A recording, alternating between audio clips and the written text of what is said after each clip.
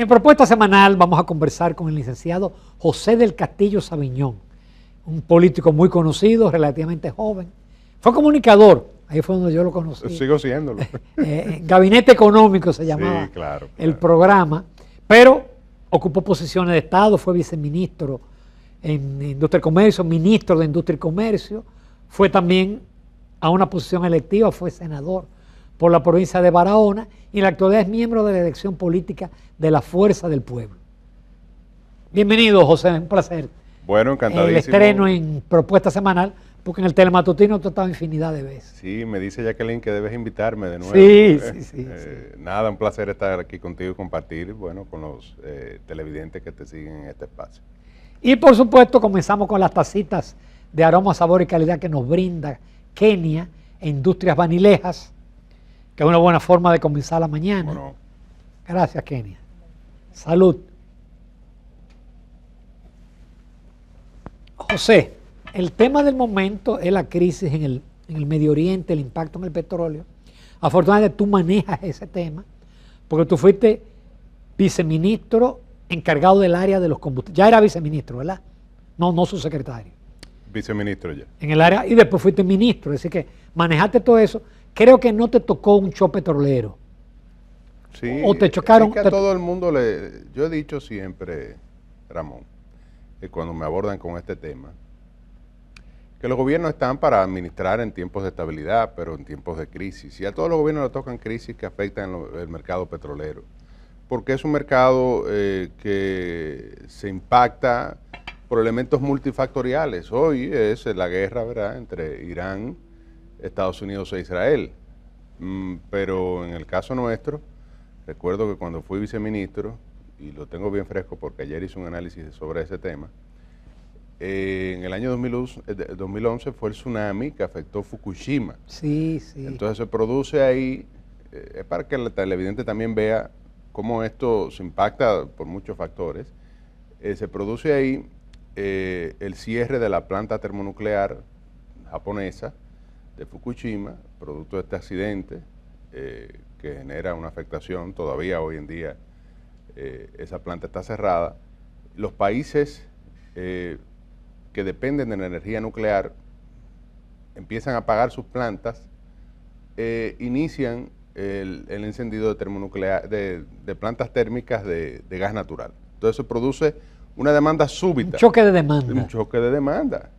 Y Qatar, que es el principal productor de gas natural, Estados Unidos, pues entonces Rusia, ven esa demanda, el mercado ve esa demanda que se produce, ese vuelco, digamos, a la generación a gas natural, genera un impacto hacia el alza de los precios del gas natural. De hecho, eso generó un problema interno porque la República Dominicana había apostado desde el año 2008 a la conversión a gas natural vehicular, sobre todo al uso de gas natural como alternativa, precisamente por el impacto petrolero que produjo, la burbuja petrolera que produjo la burbuja inmobiliaria que generó la crisis económica del año 2008. Y en ese año 2011, ese impacto en el precio del gas natural pues presiona el petróleo. Y el petróleo, el Brent, se fue a $111 el barril y el WTI, que es el más cercano a la referencia que nosotros usamos, que es la del Golfo, el índice del Golfo, estuvo cercano a los $100.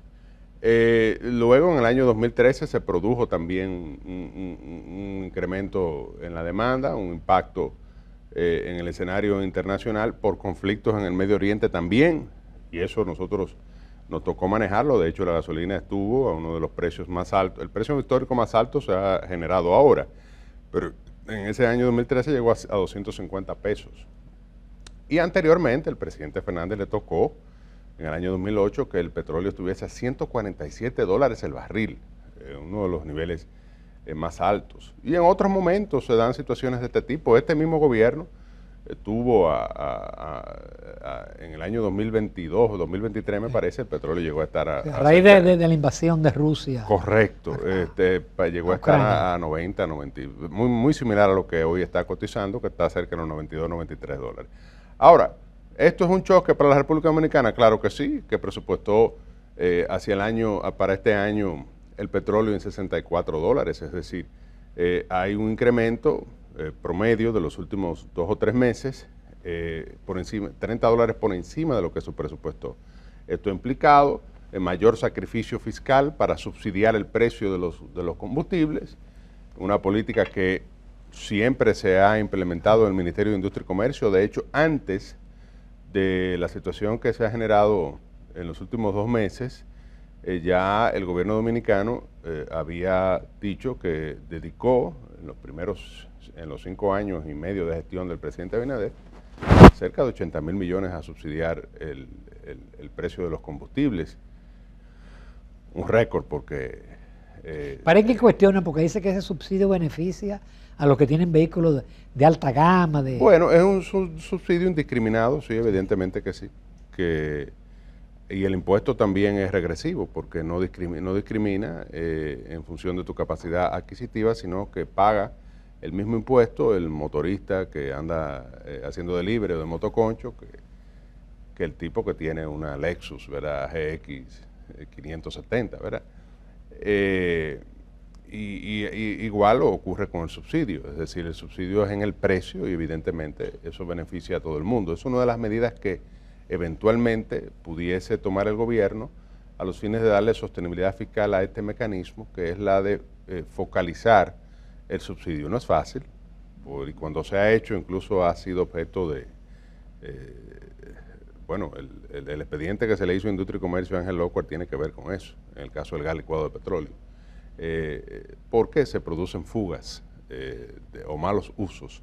Pero bien supervisado, bien controlado, yo pienso que ningún gobierno puede estar subsidiando de manera generalizada a todo el mundo, sobre todo a los que pueden pagar el precio. O sea, pero a lo que hay que subsidiar a los vulnerables, a los pobres. Tú que viviste, siempre el que está en la oposición cuestiona, se habló hasta de la formulita, de que se manejaba. Entonces, mira, yo soy muy cuidadoso en eso, porque yo fui ministro de Industria y Comercio y duré 4 años en eso. Sí, le reclamo al PRM, que me hacía una rueda de prensa casi todos los viernes, sí. Y Paliza, que era senador en ese momento, usaba el hemiciclo. Uno de sus discursos fuertes en el hemiciclo de oposición era pues acusarnos de que aplicábamos un mecanismo que no estaba conforme a la ley, causábamos al pueblo dominicano. Recuerdo a mi hermana Farideh Raful también en la Cámara de Diputados acabar conmigo. Incluso me acuerdo de una rueda de prensa que dio el PRM, creo que hacia el año 2013, producto de la crisis que en ese momento se dio,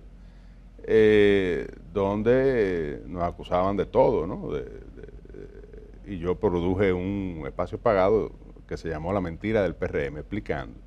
Entonces yo en eso trato de ser lo más objetivo posible y no caer quizás en el populismo, en la politiquería, y decir que lamentablemente la República Dominicana depende del precio internacional del petróleo, no produce petróleo. La fórmula, quizás yo hoy en día sería partidario de que se publicara un poco más, se publicitara un poco más, se fuera más transparente en el ejercicio de fijación del precio, para que la población esté, digamos, más enterada de cómo es que se implementa o se aplica esta fórmula, que es la que establece el precio de paridad de importación. Pero lo cierto es que en la República Dominicana los precios de los combustibles también están muy afectados por el elemento impuesto.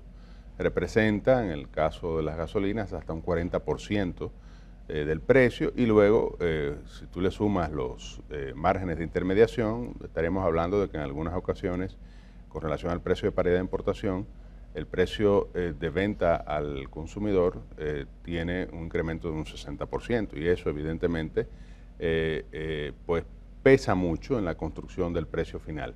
Ahora, pero es un impuesto de fácil recaudación. Claro. Para sustituirlo, tú hay que buscar otra fuente. Hay que buscar otra fuente. Eso es así. Y los que intervienen en la cadena tienen márgenes que financian su operación. Es decir, para que el producto llegue a la estación de combustible hay una serie de pasos, desde la importación hasta la distribución, la venta al detalle y el transporte, que evidentemente se realiza en base a costos y a un margen que ganan esos operadores del mercado. Entonces, yo no creo que el tema está en la fórmula, y tampoco creo que haya mucho espacio ahí para producir una rebaja de un producto que el precio no lo controlamos nosotros. Claro. Pero no, José, pero en el caso, por ejemplo, porque quizá la gente no entienda, cuando a ti te llegaba, eran los jueves que se toma una decisión. La verdad es que son los martes. Los martes. Entonces, cuando tú el martes calculaba se con publica el viernes y se anuncia el viernes para la entrada a partir del viernes pero a las 12 de la noche. ¿cómo se hace el mix? Cuando tú dices, mira, el precio de ese tanto, pero yo no puedo aumentar los combustibles. ¿Cómo se hace el mix de decir? Eso es algo esotérico. Sí, porque al final, y debo admitirlo, es así, es decir, depende de cada semana el impacto del incremento. Lo que nosotros aplicamos, diferente a lo que ha hecho esta gestión de gobierno, que ha optado por hacer transferencia corriente a los importadores semanalmente. Nosotros, evidentemente, si subía 10, 15, 20 pesos, ahora hay un desfase de cerca de 60 pesos. Yo te pregunto, ¿está en capacidad la población de asumir un impacto de 60 pesos en una semana? Se quema la calle. Exacto, ¿no? Y el impacto el paso en la del pasaje. inflación que tiene eso, ¿no?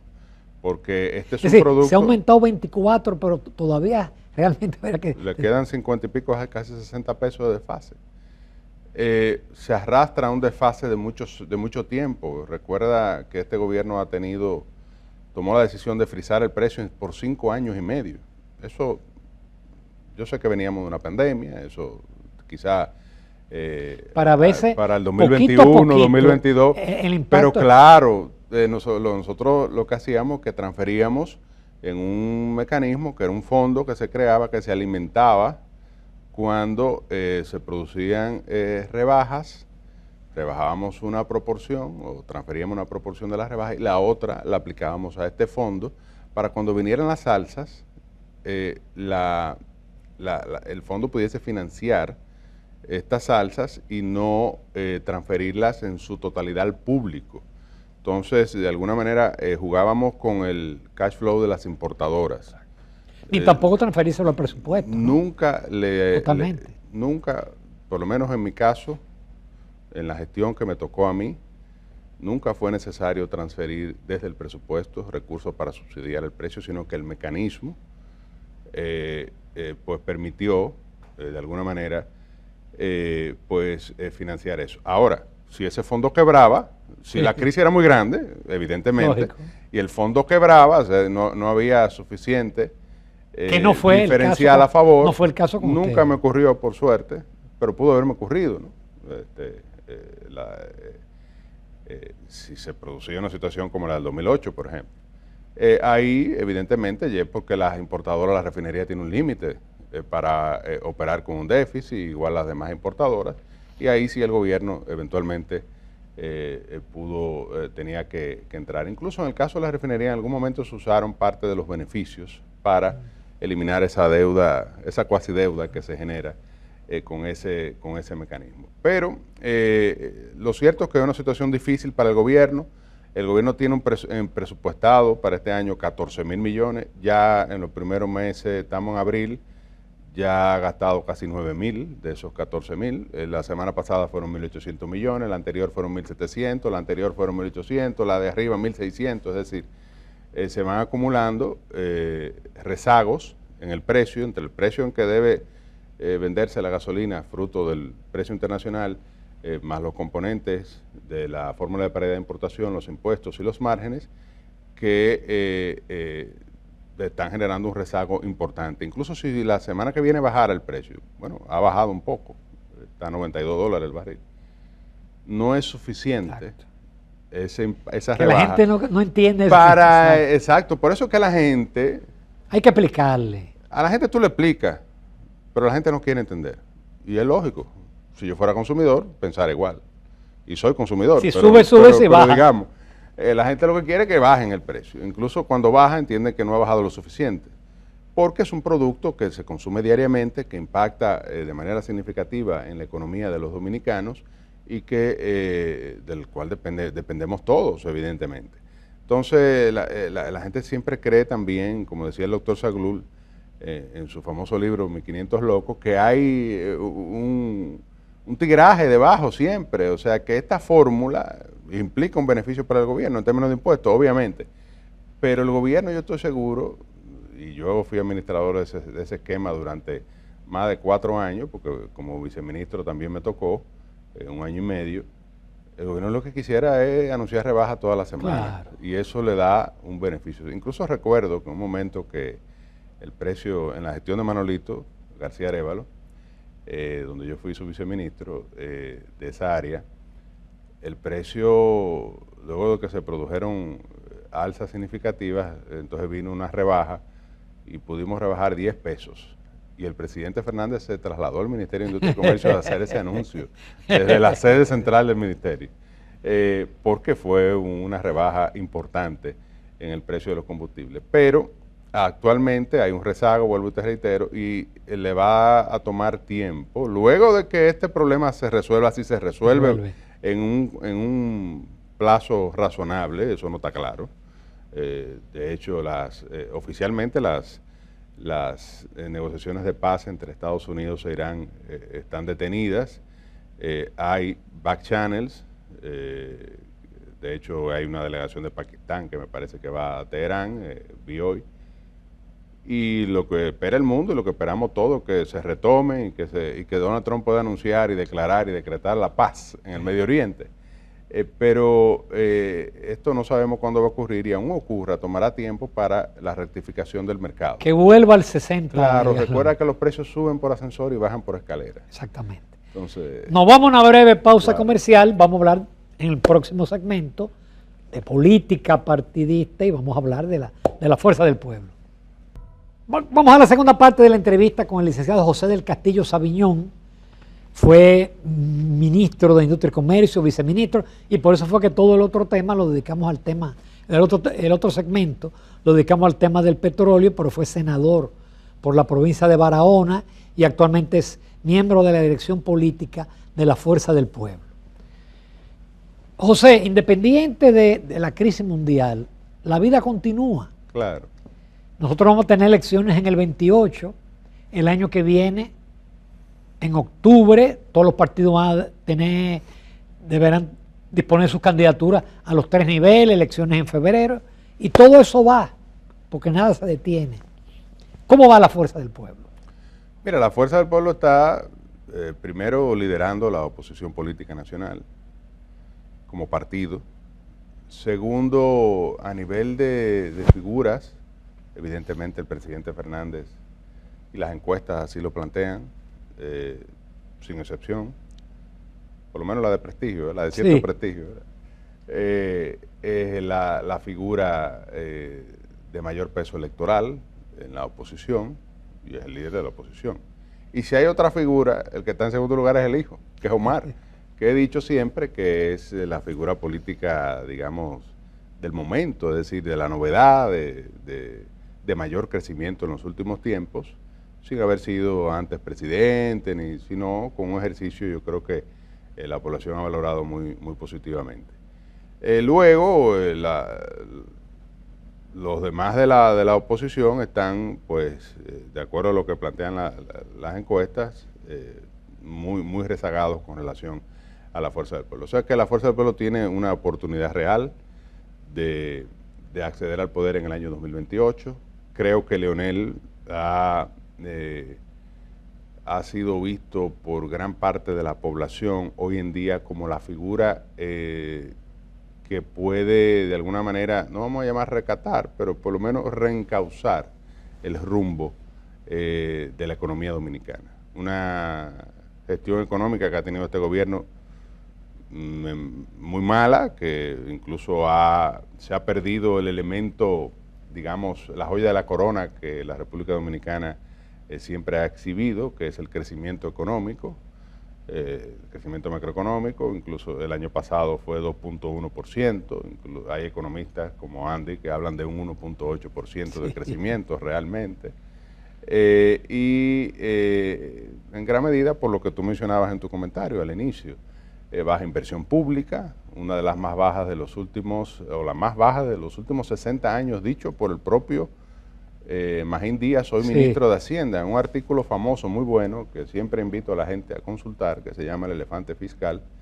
donde precisamente habla de que este gobierno ha invertido alrededor de 2.5%, o presupuesta 2.5% del PIB en promedio, ejecuta un 2.2%, y con esos niveles de inversión es difícil que la economía crezca a los niveles que está acostumbrado, incluso que eso ha generado impactos muy negativos en sectores como la construcción, que de ser de los más dinámicos, incluso el año pasado decreció un 2%. Entonces, realmente yo creo que ha faltado capacidad de planificación, no se han tomado las decisiones en esta gestión de gobierno que en su momento debieron tomarse, de replantear un pacto fiscal en la República Dominicana para tener el espacio suficiente que permitiera los niveles de inversión adecuada y mantener los niveles de crecimiento económico que esta economía está acostumbrado, y eso la población lo está sintiendo. Además, en un contexto de altos niveles de inflación, o de niveles de inflación relativamente altos. Incluso el Banco Central acaba de reajustar a 5+1 la previsión de inflación para este año, que estaba en 4 más o menos 1. Del año 13 que yo estaba en la Junta Monetaria, era 4 más o menos. Sí, ahora lo ajustó, claro, es una situación coyuntural, pero esto tiene 3 meses, pero el año pasado casi llegó a 5. La inflación subyacente en el segmento de alimentos y transporte fue casi un 9%, y afecta a los hogares más pobres, que destinan casi el 80-90% de su presupuesto a comida y a transporte. Entonces, realmente yo creo que esto la población lo está sintiendo. Hay una desazón, cuando tú lo sientes, cuando en los distintos segmentos sociales, en los vulnerables, que son los más afectados evidentemente por la clase media, y ya los sectores también económicos están realmente reclamando una gestión con la capacidad, con la experiencia que permita reencauzar la economía. Yo creo que ese ha sido, en el caso de los gobiernos de Leonel, uno de los elementos más distintivos de sus gestiones, la estabilidad económica con niveles de crecimiento de promedio de alrededor de un 7%, una inversión pública de alrededor de un 5% del PIB anualmente, y evidentemente esto es lo que en mi opinión en este momento ha reposicionado a la figura de Leonel en las encuestas, en términos electorales, incluso es ya cercano al 40%. ¿Tan alto? Sí, en encuestas que hemos visto está 30 y pico, 38, 36, 37. Y bueno, esto lo coloca realmente con una posibilidad real de polarizar el escenario electoral hacia el año 2028 con el candidato del PRM, que evidentemente es el candidato a vencer, porque hay que desplazar a un partido de gobierno. Siempre desde el gobierno se tiene alguna ventaja, pero hay toda la oportunidad de que Leonel sea, en mi especialmente opinión, porque el presidente no va a ser candidato. Claro, eso es en países como los nuestros, eso es un tema importante. El presidente no va a ser candidato, viene un proceso de recomposición en el PRM, que habrá que ver cómo termina eso. ¿Quién finalmente es el candidato? Hay un candidato que luce puntero, pero sabemos que en los partidos internamente el que gana los procesos es el que domina las estructuras partidarias, o el que es apoyado en su mayoría por las estructuras partidarias. Y ahí hay dos líderes que inciden mucho, Hipólito Mejía y Luis Abinader, y digamos que serán estos factores muy determinantes a la hora de establecer quién es el candidato. Sucedió en el PLD en octubre del año 2022, cuando en la consulta interna Margarita salía en todas las encuestas como la ganadora. Y quedó en tercer lugar. Y incluso salía hacia las elecciones del 24 como la que tenía mejores condiciones de competir de todos los precandidatos, y quedó en tercer lugar. O sea que no digo que esto vaya a ocurrir en el PRM, pero podría ocurrir, ha ocurrido en el PLD, como he dicho ahora. Entonces ese es el escenario que vemos, un PLD que está en un tercer lugar, disminuido, pero que yo no pierdo la esperanza, uno aspiraría, porque es lo lógico, es decir, si hay una oposición que tiene posibilidades, la suma de la Fuerza del Pueblo y del PLD en todas las encuestas hoy supera al PRM ampliamente.